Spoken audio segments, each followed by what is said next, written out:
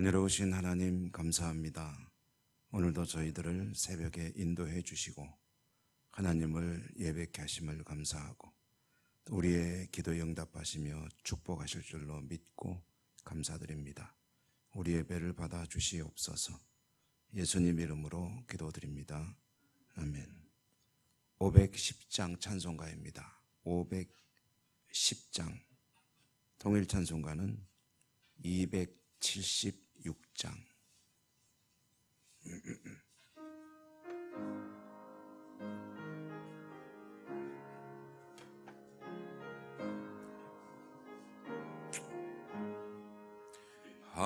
하나님의 진리 등대 길이 빛나니 우리들 또 등대되어 주의 사랑 비추세. 우리 작은 불을 켜서 비추세. 물에 빠져 헤매는 이 건져내어 살리세. 죄의 밤은 깊어가고 성난 물결 설렌다. 어디 불빛 없는 가고 찾는 물이 많구나. 우리 작은 불을 켜서 험한 바다 비추세. 물에 빠져 헤매는 이 건져내어 살리세. 너의 등불도 두어라.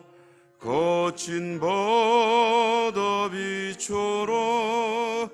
빛을 찾아 헤매는 이 생명선에 걷져라. 우리 작은 불을 켜서 험한 바다 비추세.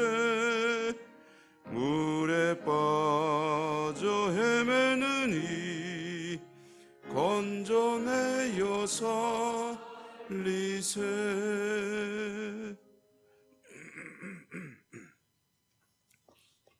사도행전 15장 12절입니다.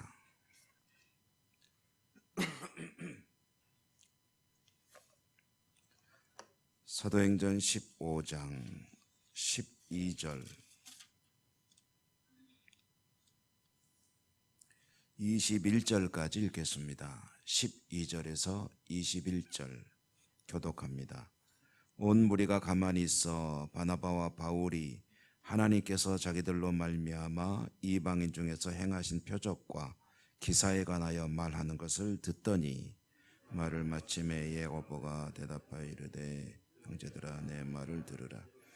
하나님이 처음으로 이방인 중에서 자기 이름을 위할 백성을 취하시려고 그들을 돌보신 것을 시므온이 말하였으니 선지자들의 말씀이 이와 일치되도다.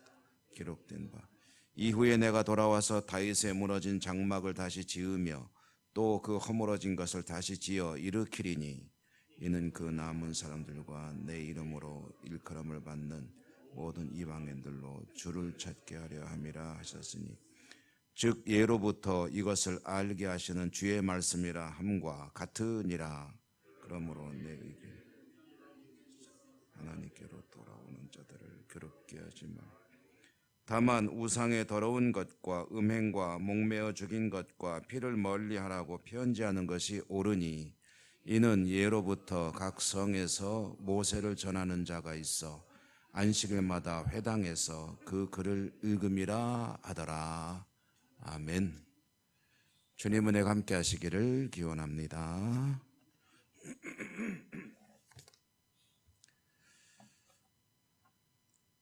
바울과 바나바가 1차 선교여행을 마치고 안디옥으로 돌아왔고 안디옥에서 선교 결산을 하고 할 때에 예루살렘에서 찾아온 이제 유대인 그리스도인들입니다. 바리새인 출신이죠. 이 사람들이 이방인들에게 복음을 전하는 것은 좋은데 그들도 할례를 받아야 한다라고 주장을 했습니다. 할례를 받아야 된다는 얘기는 그리스도인이 되기 전에 먼저 유대인이 되어야 한다. 왜냐하면 이제 유대인들의 믿음이죠. 하나님은 유대인을 위한 하나님입니다. 이스라엘 아브라함과 이삭과 야곱의 하나님이지 이방인의 하나님이 아니라는 거죠. 그것이 그들의 믿음입니다. 그러므로 나사렛 선지자 예수가 메시아로 이 땅에 오신 것을 우리는 믿는다는 거죠. 그런데 그 나사렛 예수조차도 누구를 위해서 온 메시아냐면 유대인을 위해서 온 메시아다. 그러므로 할례를 받고 개종을 해야 된다라고 주장을 한 겁니다. 그러니까 우리들 사이에서 이방인 따위가 우리 마치 구원받은 형제인 것처럼 그렇게 얘기하지 마라. 아무나 들어온 데가 아니다. 이런 식으로 말하자면 브레이크를 건 것입니다. 안디옥 교회에서는 그것을 자신들이 아무리 토론해봐야 답이 안 나오죠. 그러니까 이제 교회 지도자들에게 이 문제를 의뢰하자 하고 이제 바울과 바나바를 비롯해서 대표단을 구성해 가지고 예루살렘으로 파송한 겁니다. 예루살렘에 가서 이제 그 보고를 다 하고 했더니 예루살렘의 사도와 장로들, 교회 지도자들이죠. 그들에게서도 또 이제 격렬한 논쟁이 벌어집니다. 아마 이것이 옳으니 저것이 옳으니 했겠죠. 그런데 결론이 안 날 때 베드로가 일어나서 최근에 자기에게 있었던 이야기들을 보고를 한 겁니다.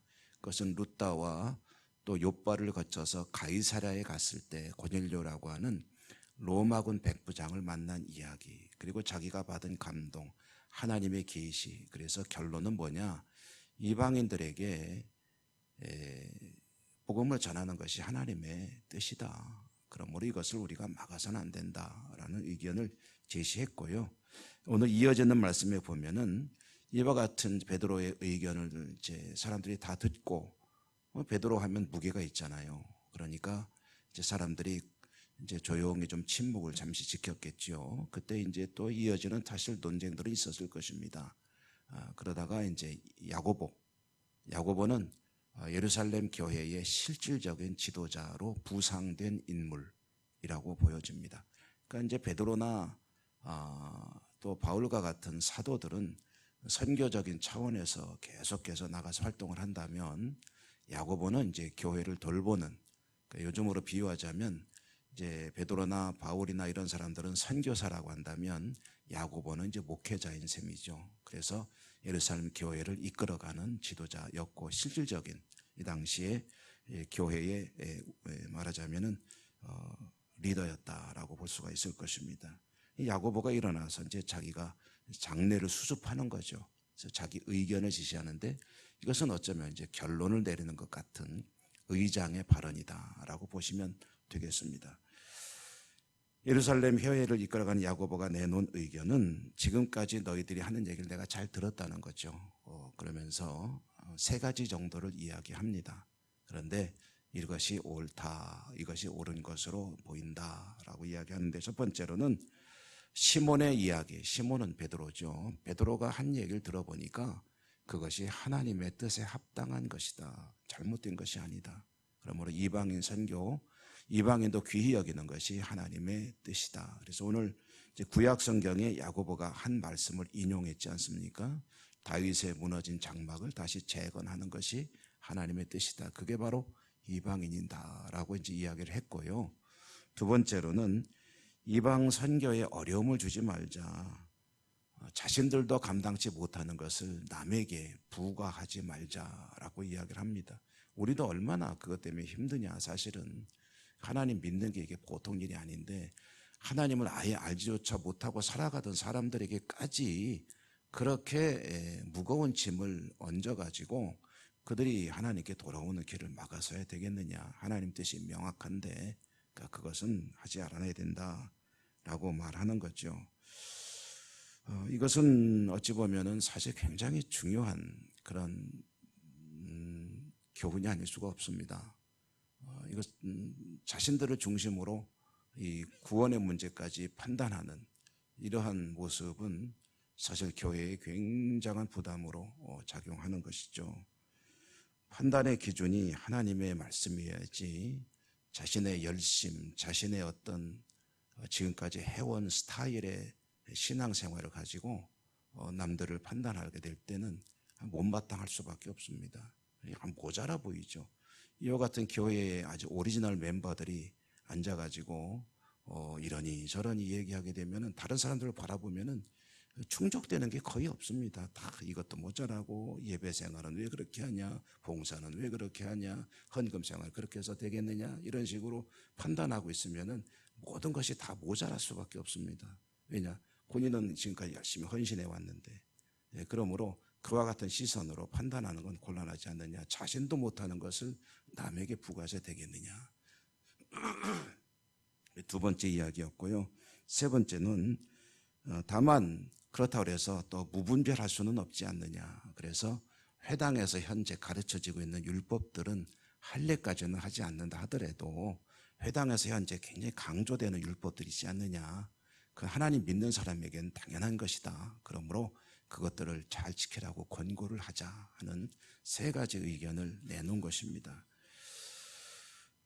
이 음행이나 우상을이나 또는 이제 목매어 죽인 것이나 피를 섭취하지 않는 것이나 이런 것들은 그 당시에는 유대인들에게는 사실은 너무나도 당연한, 회당에만 가면 매 회당 안식일마다 반복해서 랍비들을 통해서 배우는 그런 율법들이었죠.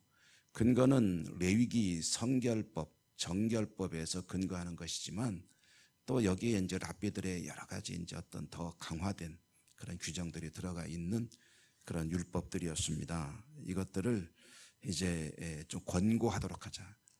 권고한다는 말은요, 이걸 지켜야 된다라는 거하고는 조금 뉘앙스가 다르죠. 이걸 지켜야 구원받는다, 할례 받아야 구원받는다가 아니고 이것들을 지키도록 권고하자라고 이제 의견을 내놓았습니다. 이것은 이제 야고보의 입장에서 보면 양측의 의견을 어느 정도 수용하면서 양쪽의 어떤 취지도 살리면서 그러면서 부딪히고 충돌하는 부분에 대해서 일종의 타협안을 내놓은 것이죠. 선교사들의 의견도 받아들이고 또 유대인들의 그것도 받아들이면서 어차피 양쪽에서 지킬 수 없는 것들은 배제하고 그리고 취지를 살리는 그런 절충안, 타협안을 내놓은 것입니다. 이게 이제 중요한 것은요, 이것을 지켜야 구원받는다라고 말하지 않은 것입니다. 그것은 구원의 필수적인 조건으로 제시된 게 아닙니다. 구원은 믿음으로 받는 것이다라는 이런 선교사들의 의견을 받아들이면서 그러나 이런 것들은 권고해서 그들의 어떤 거룩성을 지키도록 하자라는 것은 사실 어찌 보면 상당히 타당한 그런 이야기이고요. 이와 같은 결정의 배경에 보면은 이제 보통 신학적인 표현을 쓰자면 선교 정책적인 결정이다라고 할 수가 있겠습니다. 선교 정책적이다. 바울이라고 하는 아주 위대한 선교사는 그렇게 표현을 한 바가 있었죠. 나는 유대인들에게는 유대인이 되고 이방인들에게는 이방인이 되고, 이거 좀 더 확대해서 해석해 보면은 배운 사람에게는 배운 사람으로, 못 배운 사람에게는 못 배운 사람으로, 힘 있는 사람에게는 힘 있는 사람으로, 힘 없는 사람에게는 힘 없는 사람으로 그들과 같은 사람이 되려고 노력했다. 왜냐하면은 그렇게 해서 한 사람이라도 얻는 것이 하나님이 가지고 계신 계획이기 때문이다 라고 이야기를 했거든요. 이게 선교 정책입니다. 그 사람을 얻기 위해서는 그 사람에게 접근해야 되고 만나야 되고 접촉해야 되고 접촉점을 찾아야 되죠. 제가 어제냐 그저께군요. 그저께 이제 벌방교회를 잠깐 갔는데 간 이유는 복구하는 현장이기도 하지만 또 거기 이제 봉사하는 분들, 또 우리 교회 그 어른이 출석하고 계신 그 아드님 목사님이 청도에서 목회하는 분이 계셔요. 근데 그분이 이제 또 이제 봉사하러 왔고, 그분은 커피 봉사하러, 그리고 이제 붕어빵 전도하는 장로님이 오셨어요. 붕어빵 전도하는 장로님, 어제 제가 한 1시간 정도 얘기하다 왔는데 그저께 붕어빵 구워가지고 봉사도 하고 전도 활동도 하고 하는 분이에요. 야, 이거 괜찮겠는데 하고 봐서 우리 교회도 한번 초청해야 되겠다 하고 생각을 했는데요. 그런데 이제 그분하고 하는 얘기가 뭐냐면 붕어빵 만들어서 그게 전도가 됩니까? 하면은 된다는 거죠. 왜냐하면 그거 들고 찾아가서 얘기거리를 만드는 거예요. 붕어빵이 맛있더라고요. 저도 4개나 먹었습니다. 4개를 다 먹었느냐 그건 아니고 2개는 제가 먹고 2개는 저랑 같이 사는 사람 갖다 줬죠. 그랬는데 그 붕어빵을 먹으니까 맛있더라고요. 그때 그 만드는 분이 아주 자부심이 넘쳐요. 자기가 붕어빵 이쪽 업계에서 40년간 있었대요. 40년간 사업을 하다가 이제 이거를 아들한테 물려주고 자기는 전도하러 돌아다니고 있다, 전국으로. 그래서 그 붕어빵 틀 들고 빵을 구워서 하는데 이거 들고 전도하는 사람 찾아가라는 거예요. 찾아가서 복음을 제시하고 그러면 붕어빵 하나 먹으라 그러면서 그냥 이런 얘기 저런 얘기 한다는 거죠. 그거 참 괜찮은 방법이다 라고 생각을 했는데요. 중요한 것은 여러분 그것입니다. 복음을 어떻게 전할 것이냐. 선교 정책이죠. 이렇게 표현을 해봅니다. 지금 목말라서 몹시 힘들어하고 또는 죽어가는 사람이 있다고 합시다. 그 사람에게 물을 줘야 되는데 물을 주는 것이 중요하지 그릇이 뭐냐는 중요하지 않다. 바가지일 수도 있고 또는 다 깨진 그릇일 수도 있습니다.